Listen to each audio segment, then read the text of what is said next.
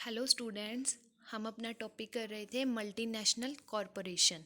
उसका हमने कुछ पार्ट कवर कर लिया था। नेक्स्ट पार्ट हम कंटिन्यू करेंगे। आज हम करेंगे advantages of MNCs to the host country. Host country कौन कौन सी होती है? होस्ट कंट्री होती है जहाँ पर हमने अपनी जो अपना बिजनेस है, हमने जो अगर कहीं और लगाया है अपनी होम कंट्री के बजाय, जैसे जहाँ जहाँ के आप हो उसके रेदर देन आप कहीं अपना बिजनेस करते हो, तो वो होती है होस्ट कंट्री। तो वो कहता है कि जहाँ पे आप अपनी एमएनसी ओपन करते हो वहाँ की होस्ट कंट्री, ठीक है, वहाँ पे जो होस्ट कंट्री है उसे क्या बेनिफिट मिलता है कि वहाँ एमएनसी ओपन हुई है। सबसे पहले जहाँ पे भी आप एमएनसी ओपन करोगे तो वो क्या करते हैं, न्यू जॉब्स प्रोवाइड करते हैं ना। तो जो भी होस्ट कंट्री होगी, होस्ट कंट्री को वो क्या प्रोवाइड करेंगे, वो न्यू जॉब्स प्रोवाइड करते हैं। तो सबसे पहला एडवांटेज यही होता है कि ये एम्प्लॉयमेंट अपॉर्चुनिटीज़ प्रोवाइड कर देते हैं। सेकेंड एडवांटेज होता है कि भाई जहाँ पे आपने वो जो अपनी एमएनसी है वो ओपन की है, वहाँ पे क्या होगा, नई टेक्नोलॉजी आएगी। वो कंट्री अगर थी वो इतनी डेवलप नहीं थी, तो अगर आपने वहाँ अपनी एमएनसी ओपन करी है और आप नई टेक्नोलॉजी लेके आ रहे हो, तो वहाँ क्या होगा, न्यू टेक्नोलॉजी वहाँ ऑप्ट हो जाती है और उस कंट्री को उसका बेनिफिट मिल जाता है। थर्ड होता है often more efficient then local companies. अब जो लोकल कंपनीज थी वहाँ की वो इतनी फेमस नहीं थी, इतनी अच्छी नहीं थी, तो अब क्या हो गया, ज़्यादा अच्छी से अच्छी आपके यहाँ पे ज़्यादा अच्छी कंपनीज बन जाती है, क्योंकि एमएनसीज अपना बेस्ट देना चाहती हैं। देखो, देना तो लोकल भी चाहती है, लेकिन वो कुछ एडवांसमेंट लेके आई होंगी ना, तभी तो वो यहाँ एस्टेब्लिश हुई है। तो क्या होगा, लोकल कंपनीज से अच्छी कंपनीज आपको यहाँ अवेलेबल हो जाती हैं। नेक्स्ट पॉइंट आता है, यहाँ हमें नई जो हमारी न्यू मैनेजमेंट है ना, उसकी नई टेक्नोलॉजीज मिल जाती हैं हमें, ठीक है, क्योंकि जो अगर आपके यहाँ एमएनसी ओपन हुई है तो वो नई टेक्नोलॉजी लेके आई होगी, नई मैनेजमेंट लेके आई होगी, तो आपको यहाँ पे नई नई मैनेजमेंट की टेक्निक्स का पता चलता है, तो आप उसे बहुत कुछ सीख सकते हो। नेक्स्ट पॉइंट आता है, अगर देखो बैलेंस ऑफ पेमेंट तो आप सबने सुना है, +2 में आता था। तो बैलेंस ऑफ पेमेंट में क्या होता था, एक्सपोर्ट और इंपोर्ट, ठीक है। तो ये क्या करती है, एक्सपोर्ट करती है अपने आउटपुट को। क्यों करती है, क्योंकि वो उससे अपने बैलेंस ऑफ पेमेंट के को बैलेंस कर सकती है, ठीक है, क्योंकि वो सरप्लस या डेफिशिट हो सकता है। कई बार क्या होता है, बैलेंस ऑफ पेमेंट डेफिशिट हो जाता है, कई बार सरप्लस हो जाता है, तो उसे बैलेंस करने के लिए ये कंपनी जो है हमारी हेल्प करती है। हमें पता चल जाता है कि कितना हमें एक्सपोर्ट करना है, कितना एक्सपोर्ट हमें नहीं करना है।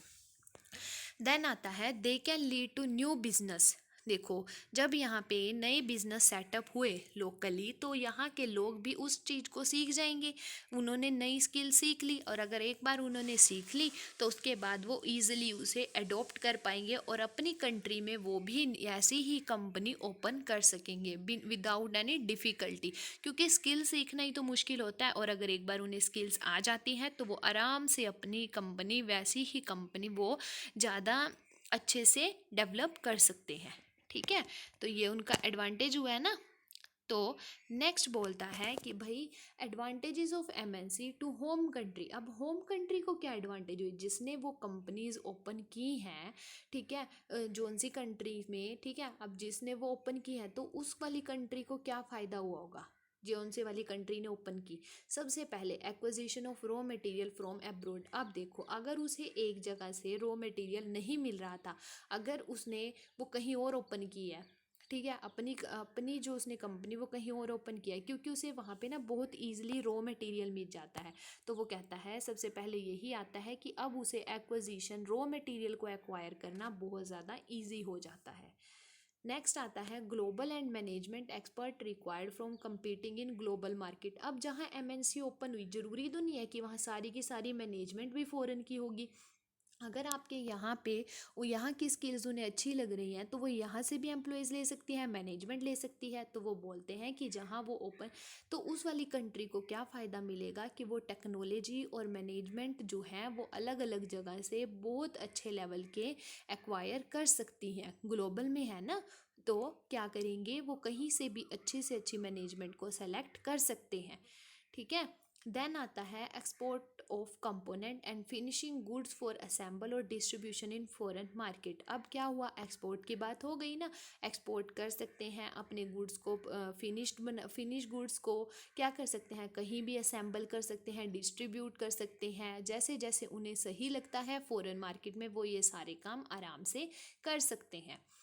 देन आता है inflow of income from overseas profit. अब देखो जो होम कंट्री है उस, देखो अगर प्रॉफिट का कोई भी शेयर होगा तो वो होम कंट्री के पास तो आएगा ही आएगा, तो क्या होगा, हमें यहाँ पे क्या मिलता है, प्रॉफिट का पार्ट मिलता है, रॉयल्टी मिल जाती है और मैनेजमेंट के कॉन्ट्रैक्ट होते हैं।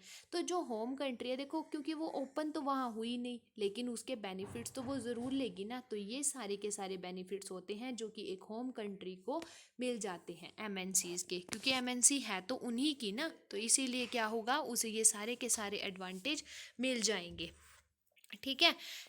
नेक्स्ट बोलता है कि भाई अब देखो अब ये एमएनसी ओपन तो कर दी, तो ऐसा तो नहीं है कि भाई एमएनसी के सारे बेनिफिट्स ही होंगे, एमएनसी के कुछ ना कुछ हार्मफुल इफेक्ट भी हो सकते हैं।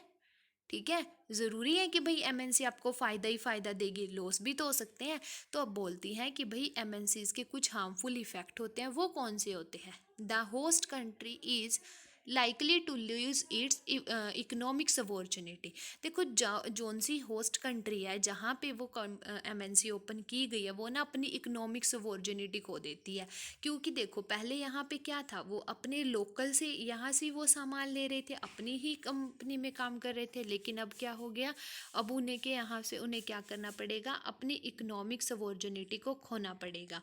अब उनकी अपने ही लोकल मार्केट में लोकल प्रोडक्ट की इतनी वैल्यू नहीं होगी और उनकी इकोनॉमी उतनी ही पीछे जाएगी, क्योंकि जो भी प्रॉफिट का शेयर होगा वो तो होम कंट्री के पास जाएगा, तो क्या होगा, इकोनॉमिक सबऑर्डिनेटी आ जाती है। सेकंड बोलता है the host nation may also experience some loss of control over its own economy. देखो अब जहाँ वो एमएनसी ओपन करी गई है होस्ट कंट्री में, तो होस्ट कंट्री के ऊपर कंट्रोल किसका आ गया, होम कंट्री वालों का आ गया ना। तो क्या बोलते हैं कि भाई यहाँ पे होस्ट जो नेशन होता है ना, वो एक्सपीरियंस लेता है, किस चीज़ का एक्सपीरियंस लेता है, उसका अपने ही इकोनॉमी के ऊपर से कंट्रोल चला जाता है। ठीक है, एमएनसीज वालों का कंट्रोल आ गया, अब उनकी जो कंपनी है वो तो उन्हीं की है, तो वो क्या करेंगे, अपनी कंपनी के ऊपर किसी और का कंट्रोल थोड़ी आने देंगे।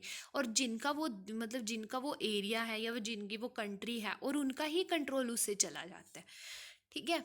Feeling that labour is being exploited bye MNCs and outsourcing. और ये भी देखने को मिलता है कि भाई यहाँ से लेबर लेते हैं वो, ठीक है, जहाँ पे वो ओपन हुई, और लेबर को एक्सप्लॉइट कर देते हैं, मतलब जितना उन्हें देना चाहिए वो नहीं देते।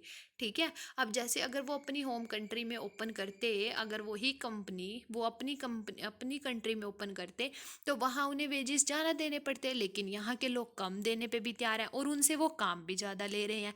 तो यहाँ वो क्या करते हैं, यहाँ के लेबर को वो एक्सप्लॉइट कर देते हैं। ठीक है। उसके बाद आता है लॉस्ट ऑफ कल्चर मॉर्निंग्स, यहाँ के कल्चर को खो देते हैं। देखो जब हमारे यहाँ कोई एमएनसी ओपन हुई या बाहर हुई, तो हमारा क्या, हम क्या सोचते हैं कि भाई हम फॉरेन की चीज़ों को ज़्यादा से ज़्यादा एडोप्ट करें, हर कोई यही चाहता है ना, हमें रहता है कि भाई हाँ नई चीज़ को देखते हैं यूज़ करके कि कैसी होगी। तो यहाँ क्या होता है, हम अपने कल्चर को खो देते हैं। ठीक है, तो अपने कल्चर को तो भूल जाते हैं, और फॉरेन के और वेस्टर्न कल्चर को हम क्या चाहते हैं, उन्हें हम एडोप्ट करना चाहते हैं।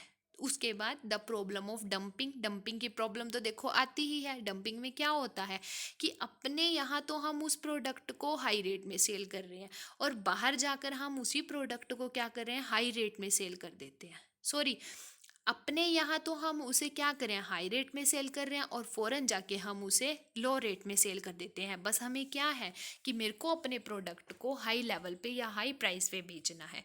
ठीक है, डंपिंग का कंसेप्ट यहाँ पे आ जाता है। तो हमें क्या होगा, जो हमारे यहाँ की कोई कंपनी है, तो वो मेरे यहाँ से हमें तो उसके लिए लॉस करना पड़ रहा है ना, हमें वो चीज़ महंगी मिल रही है और फ़ॉरेन वाले वही चीज़ सस्ती ले रहे हैं, तो वो कहते हैं कि यहाँ से कंसेप्ट आ जाता है हमारा डंपिंग का। जैसे इसने बोला है Chinese product are price load in India market, जैसे चाइनीज़ है वो क्या करते हैं, इंडिया में अपने प्रोडक्ट, जो उनके प्रोडक्ट आते हैं उन्हें क्या करेंगे, वो कम प्राइस पे दे देंगे ना, और अपने वहाँ वो चाहे ज़्यादा पे दे। तो यहाँ क्या आ जाता है, वो डंपिंग की प्रॉब्लम को खुद की खुद बढ़ा देते हैं। ठीक है। ये सारे हमारे क्या होते हैं, ये सारे हमारे हार्मफुल इफ़ेक्ट्स होते हैं एमएनसीज के, जो हमें डेली रूटीन में देखने को मिलते हैं। ठीक है। वही बात है, हर चीज़ के मेरिट्स और डीमेरिट्स दोनों होते हैं। तो हमने इसके मेरिट्स भी देखे और अब अभी हमने इसके डीमेरिट्स भी देखे हैं। ठीक है। नेक्स्ट टॉपिक हमारा आता है code of conduct. Code of conduct क्या होता है कि जब भी एमएनसी ओपन होती है तो उसके कुछ ना कुछ कोड ऑफ कंडक्ट तो होने चाहिए ना, कुछ ना कुछ रूल्स रेगुलेशंस होंगी।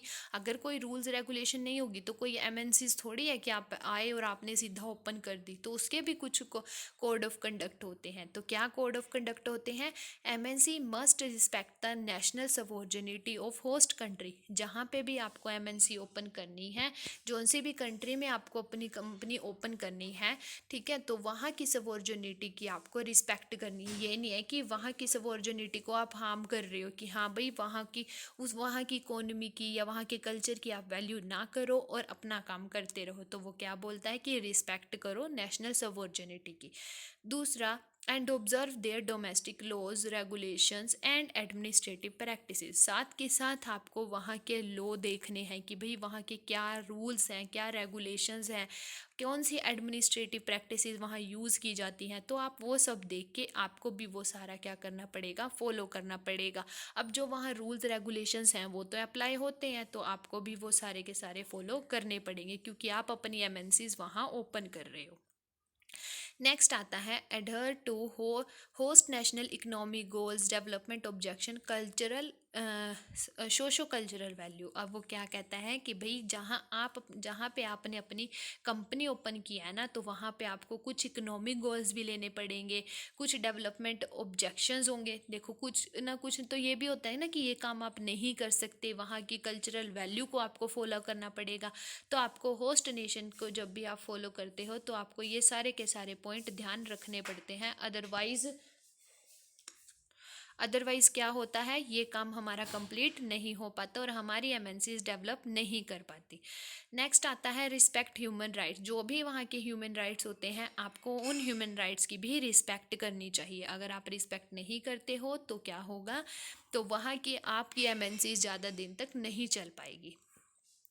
नेक्स्ट आता है note interference in internal political affairs और इंटर गवर्नमेंटल रिलेशन।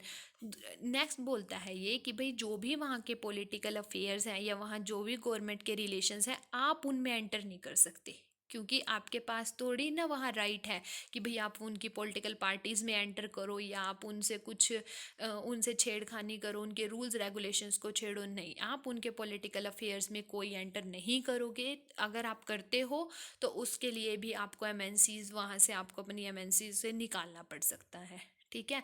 नेक्स्ट आता है note engage in corrupt practices. आपको कोई भी करप्शन का पर्पस या ब्लैक मार्केटिंग वगैरह कुछ भी यूज़ नहीं करना है। अगर यूज़ करते हो तो उसके लिए आपको पेनल्टी पे करनी पड़ती है, हो सकता है कि आपको प्रिजन भी हो। ठीक है। तो ये सारे के सारे कोड ऑफ कंडक्ट होते हैं कि जब भी आप एमएनसीज बाहर कहीं एस्टेब्लिश करते हो तो ये कोड ऑफ कंडक्ट आपको फॉलो करने पड़ेंगे। अगर आप नहीं करोगे तो then you can pay penalty and prison for this. ठीक है। तो आज का टॉपिक हमारा इतना ही है। नेक्स्ट टॉपिक हम नेक्स्ट वीडियो में करेंगे। अगर किसी को भी कोई भी डाउट है तो वो मेरे से किसी भी टाइम पूछ सकता है। ठीक है। अदरवाइज आप कमेंट सेक्शन में भी मेंशन कर सकते हो। Okay guys, thank you.